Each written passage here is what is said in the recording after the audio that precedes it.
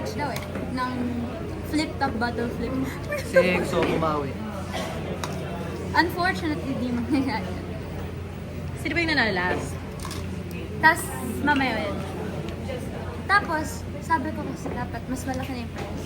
So, bale, Tatalon sa swimming pool yung price? Price? Tapos yung price, ticket daw. Oh, ticket. Times To, out. hindi. Ticket to Korea, di ba? Oo. Hindi, France Nagkasa- na. Hindi. Korea na sa akin, sa sir.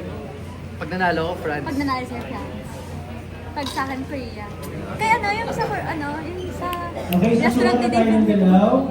Kuya Kuya Okay, Korea. ano si JC? Sa akin ano? Ano? France. France fries. Okay, isip, Ano teka ba? lang, masyado ako mabagal. France fries nga.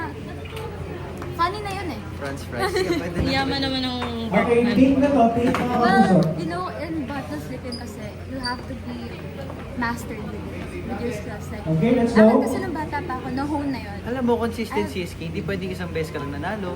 Sige, mo nang panalo ka. Excuse me, nanalo ako 3 times sa isang match.